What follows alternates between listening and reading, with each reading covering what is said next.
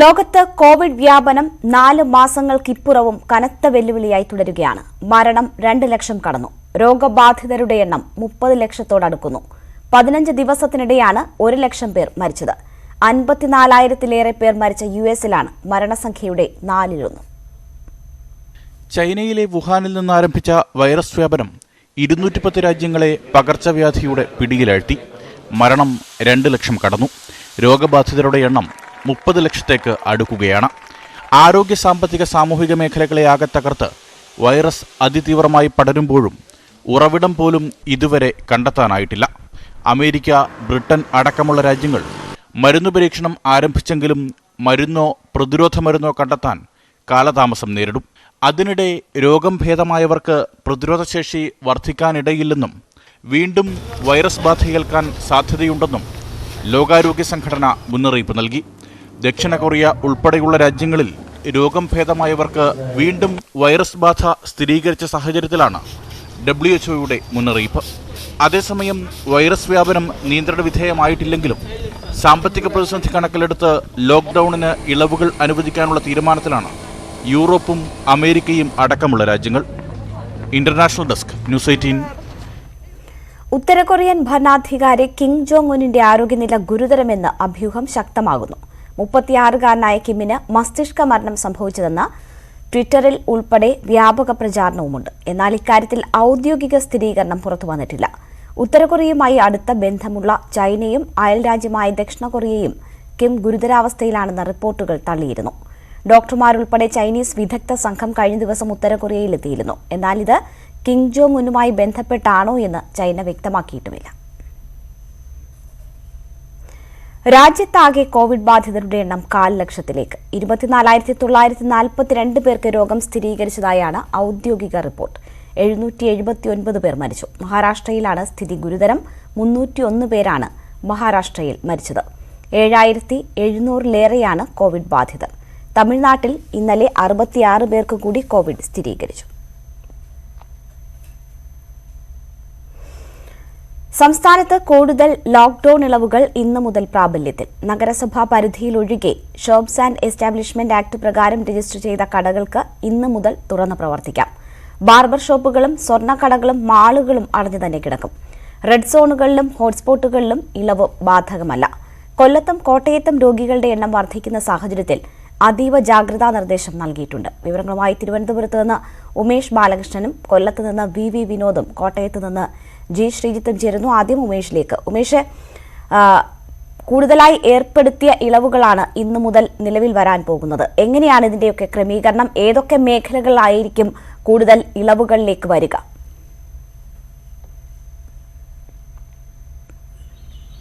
പ്രധാനമായി കോർപ്പറേഷൻ പരിധിയിലല്ല ഈ ഇളവുകൾ ഇന്നു മുതൽ നിലവിൽ വരുന്നത്. ഗ്രാമപ്രദേശങ്ങളിലാണ്. ഗ്രാമപ്രദേശങ്ങളിൽ ഷോപ്പ് ആൻഡ് എസ്റ്റാബ്ലിഷ്മെന്റ് ആക്ട് പ്രകാരം രജിസ്റ്റർ ചെയ്തിട്ടുള്ള കടകൾ, അതായത് ആ കടകളുടെ പരിധിയിൽ ബാർബർ ഷോപ്പുകൾ വരില്ല, സ്വർണ്ണക്കടകൾ വരില്ല, മറ്റ് ഷോപ്പിംഗ് മാളുകളും വരില്ല. മറ്റ് കടകൾ, അതായത് സാധാരണ പച്ചക്കറി കടകൾ, കഴിഞ്ഞ ദിവസങ്ങളിലെല്ലാം തുറന്ന പച്ചക്കറി കടകൾ, പലവ്യഞ്ജന കടകൾ, അത് കൂടാതെ ഇലക്ട്രോണിക് കടകൾ, അവശ്യ സാധനങ്ങൾ, ഫാൻസി കടകൾ, ഇവയെല്ലാം തുറന്ന് പ്രവർത്തിപ്പിക്കാൻ കഴിയും. ഇലക്ട്രോണിക് ഷോപ്പുകൾ അടക്കം ഇന്ന് തുറന്ന് പ്രവർത്തിപ്പിക്കാൻ കഴിയും. നേരത്തെ തന്നെ ഞായറാഴ്ചകളിൽ വർക്ക്ഷോപ്പുകൾ തുറന്ന് പ്രവർത്തിക്കാൻ അനുമതി നൽകിയിരുന്നു. അതും ഇന്നും തുറന്ന് പ്രവർത്തിക്കും. നിലവിൽ കോർപ്പറേഷൻ പരിധിയിലുള്ള നിയന്ത്രണങ്ങൾ അതേ രീതിയിൽ തുടരും. കോർപ്പറേഷൻ പരിധിയിലുള്ള വാഹന നിയന്ത്രണവും 3-ാം തീയതി വരെ തുടരും എന്നാണ് ഇതുവരെയുള്ള അറിയിപ്പ്.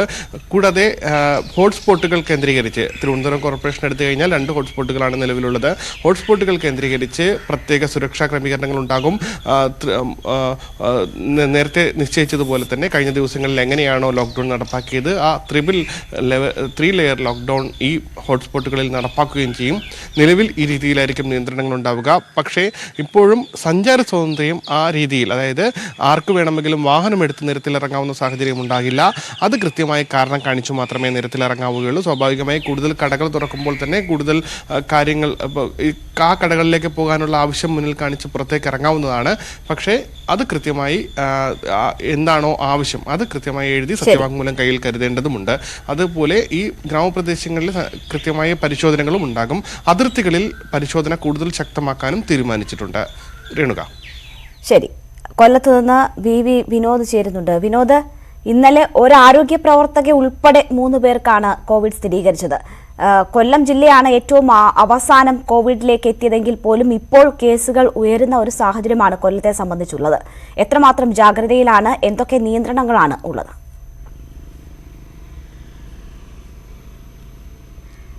കഴിഞ്ഞ ദിവസം റിപ്പോർട്ട് ചെയ്യപ്പെട്ട 3 കേസുകളും ആരോഗ്യവകുപ്പിനെ സംബന്ധിച്ച് ഒരു കുഴപ്പത്തിലാക്കുന്നതാണ്, അല്ലെങ്കിൽ അതൊരു സങ്കീർണമായ സാഹചര്യങ്ങൾ എന്ന് തന്നെ പറയാം. ഒന്ന്, കുളത്തൂപ്പുഴയിൽ 3ാമത്തെ ആളിന് രോഗം സ്ഥിരീകരിക്കപ്പെട്ടത്. ആദ്യം തമിഴ്നാട്ടിൽ പോയി മടങ്ങിയെത്തിയ യുവാവിനാണ് രോഗമുണ്ടായത്. സമ്പർക്കത്തിലൂടെയാണ് മറ്റ് 2 പേർക്കും രോഗം സ്ഥിരീകരിക്കപ്പെട്ടത്. അതുകൊണ്ട് തന്നെ കൂടുതൽ പേർക്ക് അവിടെ രോഗമുണ്ടാകുമോ എന്ന ഒരു ആശങ്ക നിലനിൽക്കുന്നുണ്ട്. കാരണം തമിഴ്നാട്ടിൽ തെങ്കാശി ജില്ലയിൽ സമൂഹ വ്യാപനം സ്ഥിരീകരിച്ചതാണ്. അവിടെ പോയി മടങ്ങിയെത്തിയ ആളിനാണ് ഈ രോഗം സ്ഥിരീകരിച്ചത്. തൊട്ടടുത്ത പ്രദേശമാണ്. അതുകൊണ്ട് തന്നെ ആ തരത്തിലൊരു ആശങ്ക നിൽക്കുന്നു. മറ്റൊന്ന്, ചാത്തന്നൂരിൽ ആരോഗ്യ പ്രവർത്തകയ്ക്ക് രോഗം സ്ഥിരീകരിച്ചത്. അത് എവിടെ നിന്ന് അവർക്ക് രോഗം ലഭിച്ചു എന്ന് കണ്ടെത്താനായിട്ടില്ല. പ്രത്യേകിച്ച് ചാത്തന്നൂരിൽ ഇതുവരെ ഈ തരത്തിൽ കേസുകളൊന്നും റിപ്പോർട്ട് ചെയ്ത ഇടമല്ല. അപ്പോൾ ആ പ്രദേശത്ത് ഒന്നിൽ ഏതോ ഒരാൾക്കോ അല്ലെങ്കിൽ ഒന്നിൽ കൂടുതൽ ആളുകൾക്കോ രോഗമുണ്ട് എന്ന ഒരു കണ്ടെത്തലിലേക്ക് പോവുകയാണ്. അവിടെ ഇപ്പോൾ റാൻഡം ടെസ്റ്റ് ഇന്നലെ മുതൽ തന്നെ ആരംഭിച്ചിട്ടുണ്ട്. ഇത്തരത്തിലുള്ള ഒരു റാൻഡം ടെസ്റ്റിലൂടെയാണ് ആരോഗ്യ പ്രവർത്തകയ്ക്ക് രോഗം സ്ഥിരീകരിക്കപ്പെട്ടത്. മറ്റൊന്ന്, ശാസ്താംകോട്ടയിൽ 7 വയസ്സുകാരിക്ക് രോഗം സ്ഥിരീകരിക്കപ്പെട്ടതാണ്. അവിടെ ഈ കുട്ടി നാട്ടിലെത്തിയിട്ട് ഷാർജയിൽ നിന്ന് അമ്മയ്ക്കൊപ്പം നാട്ടിൽ വന്നതാണ്. 38 ദിവസമാകുന്നു. 28 ദിവസമാണ് ക്വാറന്റൈനിൻ്റെ ഒരു പീരീഡ്. അത് കഴിഞ്ഞ് വീണ്ടും 10 ദിവസം പിന്നിട്ട ശേഷമാണ് രോഗം കണ്ടെത്തിയത്. അത് ആരോഗ്യ പ്രവർത്തകരെ സംബന്ധിച്ച് ഒരു വെല്ലുവിളി തന്നെയാണ്. കാരണം ഈ തരത്തിലും രോഗം വരാം എന്ന നിലയിലേക്ക് കാര്യങ്ങൾ മാറുന്നു. ഈ 3 കേസുകളും ആരോഗ്യ പ്രവർത്തകരെ സംബന്ധിച്ച് കൊല്ലം ജില്ലയിൽ വലിയ വെല്ലുവിളി തന്നെയാണ് ഉയർത്തുന്നത്. മറ്റൊരു കാര്യം, ഇന്ന് 10:30 മണിക്ക് ജില്ലാ കളക്ടർ മുഖ്യമന്ത്രിയായും 11:30 മണിക്ക് ആരോഗ്യമന്ത്രിയുമായും വീഡിയോ കോൺഫറൻസ് നടത്തുന്നുണ്ട്. കൊല്ലത്തെ സ്ഥിതിഗതികൾ വിലയിരുത്തുക തന്നെയാണ് പ്രധാനപ്പെട്ട കാര്യം. 24-ന് ഇളവുകൾ ലഭിക്കേണ്ട ഒരു ജില്ലയായിരുന്നു. പക്ഷേ പൂർണ്ണതോതിൽ ഇപ്പോഴും ജില്ലയിൽ ഇളവുകൾ നൽകിയിട്ടില്ല. ഗ്രാമപ്രദേശങ്ങളിൽ കടകൾ തുറന്ന് പ്രവർത്തിക്കുന്നതിന് തടസ്സമില്ല. പക്ഷേ 3 പഞ്ചായത്തുകൾ, കുളത്തൂപ്പുഴ, ആര്യങ്കാവ്, തെന്മല, ഇങ്ങനെ 3 പഞ്ചായത്തുകൾ, തൃക്കരുവ, തൃക്കോവിൽവട്ടം, പുനലൂരിലെ ഒരു വാർഡ്, ആ തരത്തിൽ തന്നെ ചാത്തന്നൂർ, ശാസ്താംകോട്ട, ഈ തുടങ്ങിയ മേഖലകളിലൊക്കെ തന്നെ ഇപ്പോൾ ഡബിൾ ലോക്ക്ഡൗണോ അല്ലെങ്കിൽ കർശനമായ നിയന്ത്രണങ്ങളോ ഈ തരത്തിലുള്ള നടപടികൾ ഇപ്പോഴും തുടരുന്നുണ്ട്. സത്യവാങ്മൂലം പരിശോധിച്ച് മാത്രമാണ് വാഹനയാത്രകൾ അനുവദിക്കുന്നതും. ശരി, വി വിനോദാണ് കൊല്ലത്തെ സാഹചര്യങ്ങൾ വിശദീകരിച്ചത്. കോട്ടയത്ത് നിന്ന് ജി ശ്രീജിത്ത് കൂടി ചേരുന്നു. ശ്രീജിത്ത്, കോട്ടയത്തെ സംബന്ധിച്ച് കുറേ ദിവസം ആശ്വാസകരമായിരുന്നു. അതിനുശേഷം ഇപ്പോൾ കേസുകളുടെ എണ്ണം കൂടി വരികയാണ്. ഇന്നലെ ഏറ്റവും അവസാനം 3 കേസുകൾ കൂടി റിപ്പോർട്ട് ചെയ്തിരിക്കുന്നു. എത്രമാത്രം ജാഗ്രതയോടെയാണ് സാഹചര്യങ്ങളെ കാണുന്നത്? ഈ 3 കേസുകൾ സംബന്ധിച്ച് എന്തെങ്കിലും ആശങ്കകൾ നിലനിൽക്കുന്നുണ്ടോ?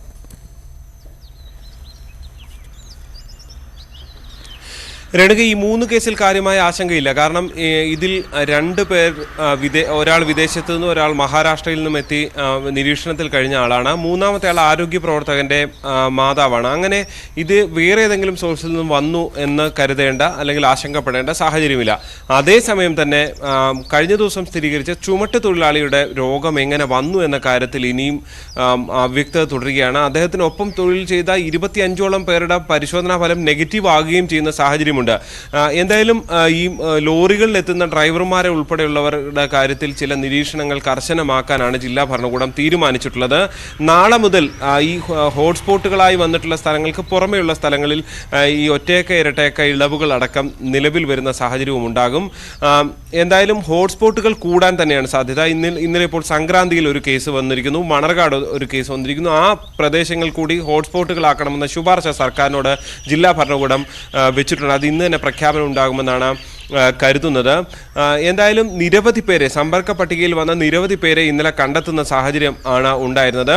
ചന്ത ഉൾപ്പെടെ പൂർണ്ണമായും അടഞ്ഞു കിടക്കുകയാണ്. ഒരുപക്ഷെ നാളെ മുതൽ, ഇന്നത്തെ റിസൾട്ട് കൂടി അറിഞ്ഞ ശേഷം നാളെ മുതൽ ഇത് ഭാഗികമായെങ്കിലും തുറന്ന് പ്രവർത്തിക്കാനാകുന്ന സാഹചര്യമുണ്ട്. കാരണം ചരക്ക് നീക്കം ഏറ്റവും പ്രധാനപ്പെട്ട രീതിയിൽ നടക്കുന്നതാണ്. കോട്ടയത്തെ പ്രധാനപ്പെട്ട മാർക്കറ്റാണ് കോട്ടയം ചന്ത. അതുകൊണ്ട് തന്നെ അത് പൂർണ്ണമായും അടച്ചിടണ്ട എന്നൊരു തീരുമാനത്തിലേക്ക് ജില്ലാ ഭരണകൂടം എത്തിയിട്ടുണ്ട്.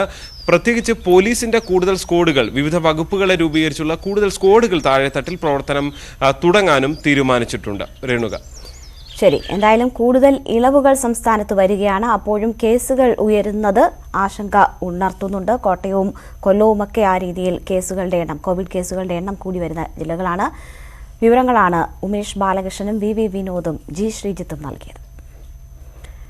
കൂത്തുപറമ്പ് സ്വദേശിയായ 84-കാരന് കോവിഡ് ഭേദമായത് ആരോഗ്യ പ്രവർത്തകരുടെ മികച്ച പരിചരണം കൊണ്ട്. വാർദ്ധക്യ സഹജമായ നിരവധി അസുഖങ്ങൾ ഉണ്ടായിരുന്ന ഇദ്ദേഹത്തിന്റെ ചികിത്സയ്ക്കായി ഡോക്ടർമാരുടെ ഒരു സംഘം തന്നെ ഉണ്ടായിരുന്നു. കോഴിക്കോട് മെഡിക്കൽ കോളേജിൽ ചികിത്സയിലായിരുന്ന 84-കാരന്റെ രോഗമുക്തി കേരളത്തിന്റെ ആരോഗ്യമേഖലയിലെ മുന്നേറ്റത്തിൽ മറ്റൊരു പൊൻതൂവൽ കൂടിയാവുകയാണ്.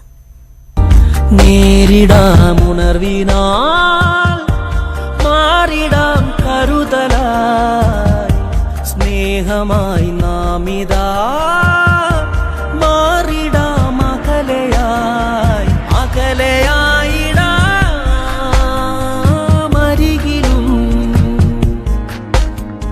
പതറി വീഴുകില്ല കരുതലുള്ള കേരളം.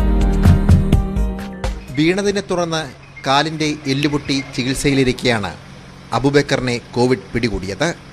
വാർദ്ധക്യ സഹജമായ അസുഖങ്ങളുമുണ്ട്.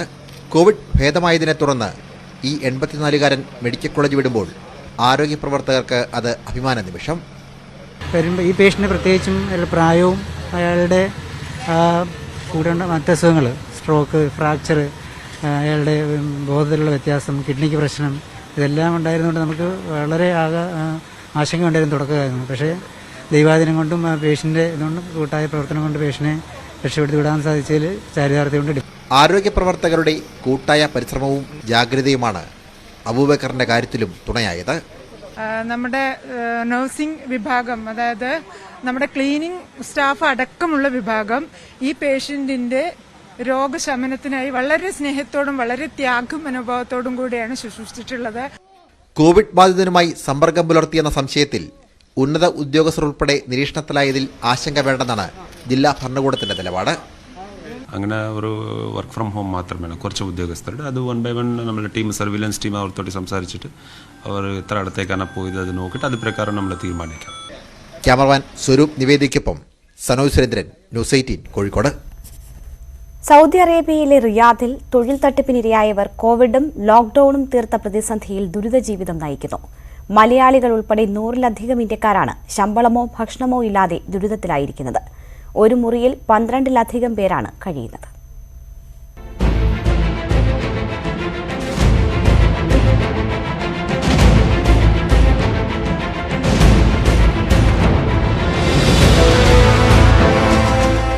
റിയാദിൽ തൊഴിൽ തട്ടിപ്പിനിരയായി മാസങ്ങളായി ദുരിതം തിന്ന് ജീവിക്കുകയാണ് മലയാളികൾ ഉൾപ്പെടെ 100ഓളം ഇന്ത്യക്കാർ. ഇതിന് പിന്നാലെയാണ് കോവിഡ് പ്രതിസന്ധിയും ലോക്ക്ഡൌണും എത്തിയത്. കോവിഡ് ഭീതി നിലനിൽക്കുന്ന സൗദിയിൽ തൊഴിലാളികൾ താമസിക്കുന്ന സ്ഥലത്തിന്റെ ദൃശ്യങ്ങളാണിത്.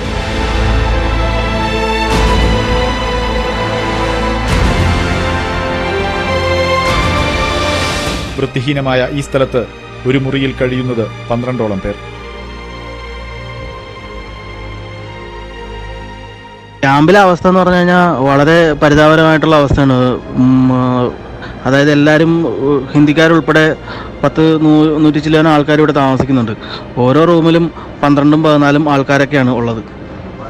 അവർക്ക് അതും നിലത്തൊക്കെ ബെഡ് വിരിച്ചിട്ടൊക്കെയാണ് ആൾക്കാർ കിടക്കുന്നത്. വളരെ കൺജസ്റ്റഡ് ആയിട്ടുള്ളൊരു അവസ്ഥയാണ്. അപ്പം എല്ലാവർക്കും ഭക്ഷണം തന്നെ എല്ലാവർക്കും തികയാത്തൊരവസ്ഥയിൽ എന്തെങ്കിലും ഒരു ചെറിയ ശാരീരിക പ്രശ്നങ്ങളുണ്ടായാൽ അത് ഭയങ്കര വലിയൊരു ഇതിലേക്ക് മാറുള്ളൂ. കേരളത്തിലെ കുമാർ, സഫിയ എന്നീ ഏജൻസികളാണ് ഇവരെ റിയാദിലേക്ക് കൊണ്ടുപോയത്. നേരിട്ടുള്ള തൊഴിൽ വിസയാണെന്നാണ് പറഞ്ഞതെങ്കിലും ലേബർ സപ്ലൈ ഏജൻസിയിലാണ് എത്തിയത്. ഇവരുടെ കീഴിൽ ജോലിയെടുത്ത വേതനം പോലും ലഭിച്ചില്ല. ഇപ്പോൾ ഭക്ഷണത്തിന് പോലും ഇവർ ബുദ്ധിമുട്ടുകയാണ്. ശമ്പളം കിട്ടാത്തതിനെയോ അല്ലെങ്കിൽ ചെലവിന് പൈസ ഇല്ലാത്തതോ നമ്മുടെ ഭക്ഷണത്തിന്റെ കാര്യത്തിനോ അല്ലെങ്കിൽ ഈ മെഡിക്കൽ സപ്പോർട്ടിനോ അങ്ങനെ എന്തെങ്കിലും ഒരു കാര്യത്തിന് നമ്മളുടെ റിക്രൂട്ടേഴ്സിനെ ആരെങ്കിലും ഒന്ന് ബന്ധപ്പെടാമെന്ന് വിചാരിച്ചു കഴിഞ്ഞാൽ അവർക്ക് ഫോൺ എടുക്കാനോ അല്ലെങ്കിൽ നമ്മുടെ മെസ്സേജിന് റിപ്ലൈ തരാനോ ഒന്നിനും അവർക്ക് താല്പര്യമില്ല. അവർ തികച്ചും ഞങ്ങൾ അവോയ്ഡ് ചെയ്തുകൊണ്ടിരിക്കുന്ന ഒരു അവസ്ഥയിലാണ്. മെയിൻ ഇഷ്യൂ ഇവിടെ ഭക്ഷണത്തിനൊരു മാർഗമില്ല. തൊഴിൽ തട്ടിപ്പിനൊപ്പം കോവിഡ് പ്രതിസന്ധിക്കുമിരയായവർ സർക്കാരിന്റെയും പ്രവാസി സംഘടനകളുടെയും സഹായം തേടുകയാണ്. മുഹമ്മദ് ഷഹീദ്, ന്യൂസ് 18 കോഴിക്കോട്. ലോക്ഡൌൺ അവസാനിച്ചാൽ ഇനി എന്തെന്ന ചർച്ചകൾ സംസ്ഥാനത്ത് സജീവമാണ്. ബ്രേക്ക് ദ ചെയിൻ അടക്കമുള്ള മുൻകരുതൽ നടപടികൾക്കൊപ്പം റിവേഴ്സ് ക്വാറന്റൈൻ കൂടി നടപ്പാക്കാനാണ് നിലവിലെ ധാരണ. ജനസംഖ്യയുടെ 50%-ലധികം പേരും രോഗം ബാധിച്ച് ഭേദമാകുന്ന ഹേർഡ് ഇമ്മ്യൂണിറ്റി കൈവരിച്ചാൽ മാത്രമേ വൈറസ് ഭീതിയെ അതിജീവിച്ചതായി കരുതാനാകൂ എന്നും വിദഗ്ധർ പറയുന്നു. രാജ്യത്തെ നിലവിലെ സാഹചര്യത്തിൽ ഇനിയും ലോക്ക്ഡൌൺ നീട്ടുക പ്രായോഗികമല്ല എന്നാണ് വിലയിരുത്തൽ. അതിനാൽ തന്നെ തുടർ പ്രതിരോധ നടപടികൾ ആലോചിച്ച് നടപ്പാക്കേണ്ടതുണ്ട്. കോവിഡ് ബാധിച്ചാൽ രോഗാവസ്ഥ ഗുരുതരമാകാൻ കൂടുതൽ സാധ്യത പ്രായമേറിയവരിലും മറ്റ് അസുഖങ്ങൾ ഉള്ളവരിലുമാണ്. പ്രതിരോധശേഷി കുറഞ്ഞ ഈ വിഭാഗങ്ങളെ പ്രത്യേകം സംരക്ഷിക്കുന്നതാണ് റിവേഴ്സ് ക്വാറന്റൈൻ. 60 വയസ്സിലധികം പ്രായമുള്ളവർ, അർബുദം, ഹൃദ്രോഗം, മറ്റു രോഗങ്ങളുള്ളവർ തുടങ്ങിയവർ മറ്റുള്ളവരുമായി സമ്പർക്കം പൂർണ്ണമായി ഒഴിവാക്കി വീട്ടിൽ തന്നെ കഴിയേണ്ടി വരും. പ്രായം ചെന്നവരുമായിട്ടുള്ള കോൺടാക്ട് അതിനുള്ള ഗൈഡ് ലൈൻസ് പുതുതായിട്ട് വരും.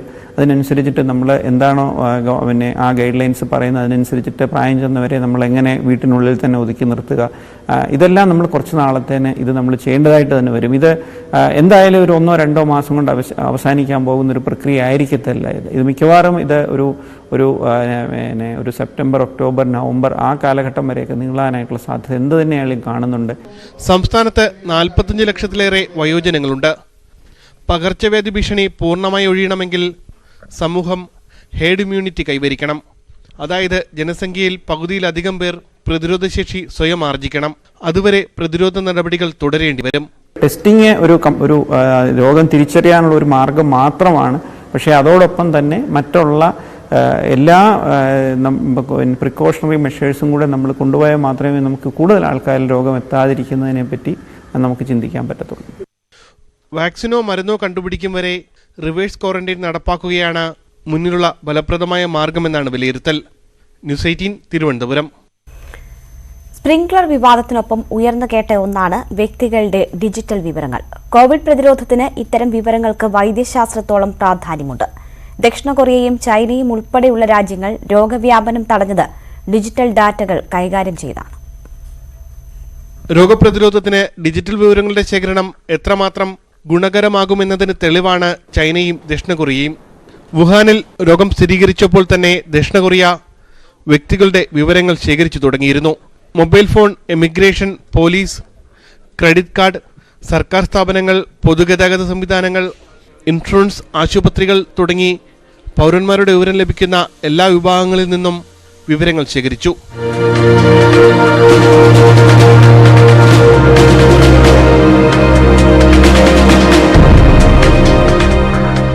ആദ്യ കേസ് ദക്ഷിണ കൊറിയയിൽ വന്നപ്പോൾ തന്നെ രോഗിയുമായി ബന്ധപ്പെട്ടവരെ കണ്ടെത്തുകയും തുടർ നടപടികൾ സ്വീകരിക്കുകയും ചെയ്തു.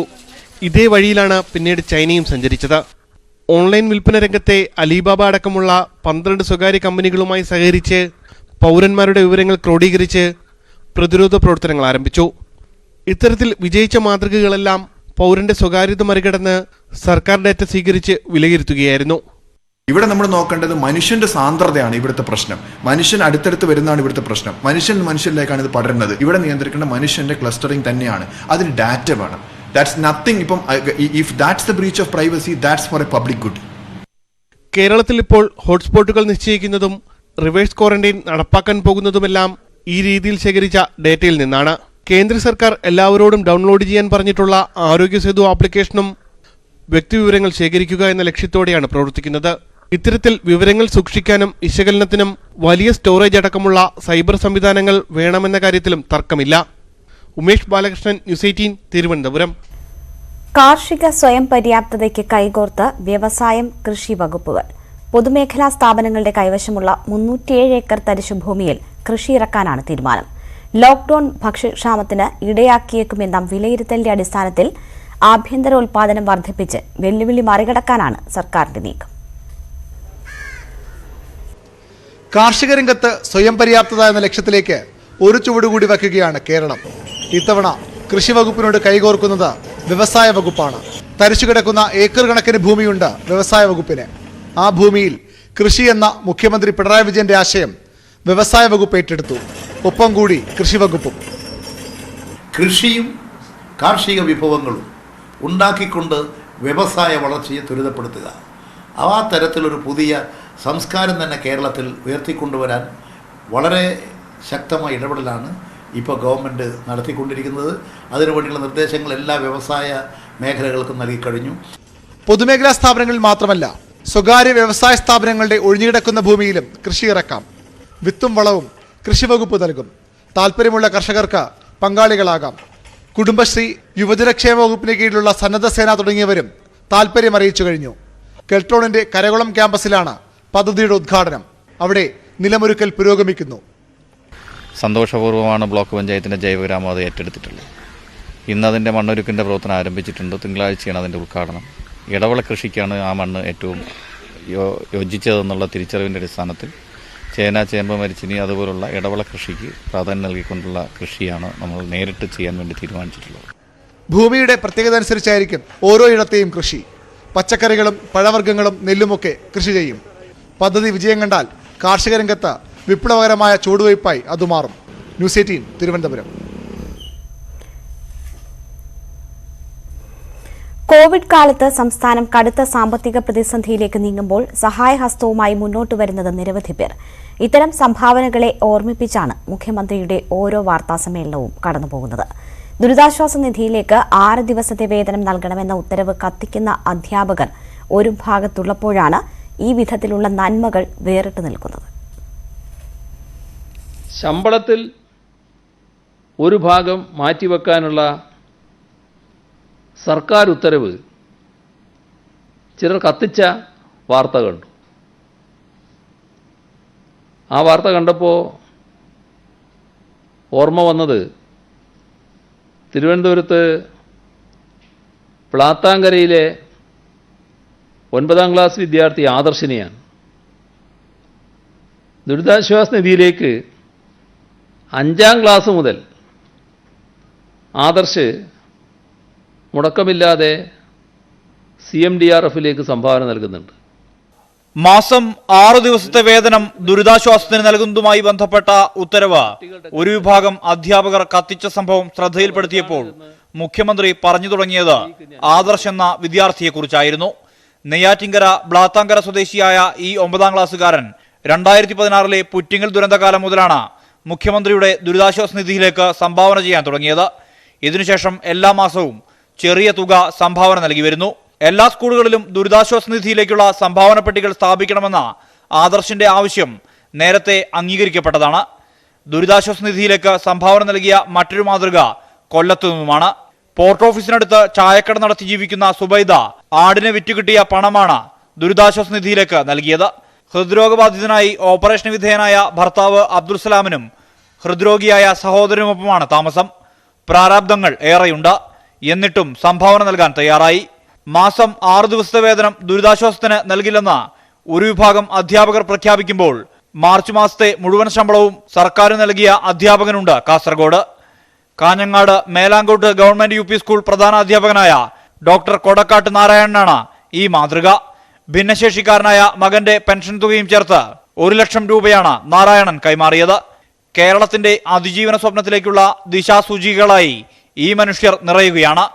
News desk news 18.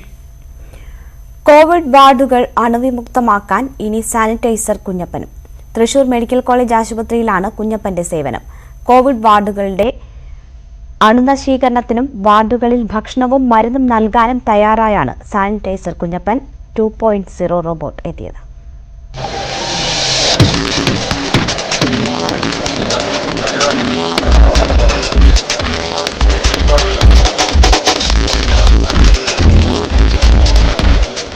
Thrissur government engineering കോളേജിലെ ഫാബ് ലാബാണ് റോബോട്ട് രൂപകൽപ്പന ചെയ്തത്. കോവിഡ് വാർഡ് മനുഷ്യ സഹായമില്ലാതെ അണുവിമുക്തമാക്കാൻ ഈ റോബോട്ടിന് സാധിക്കും. കോവിഡ് രോഗബാധിതരെ ചികിത്സിക്കാൻ PPE കിറ്റ് ധരിക്കുന്നവരെ പമ്പ് ഉപയോഗിച്ചാണ് ഇപ്പോൾ സാനിറ്റൈസ് ചെയ്യുന്നത്. ഇതൊഴിവാക്കാൻ ഈ റോബോട്ടിന്റെ സഹായം തേടാം. ഒരു വലിയ പ്രദേശം കുറഞ്ഞ സമയത്തിനുള്ളിൽ അണുവിമുക്തമാക്കാനും സാനിറ്റൈസർ കുഞ്ഞപ്പിന് കഴിയുമെന്നതാണ് പ്രത്യേകത.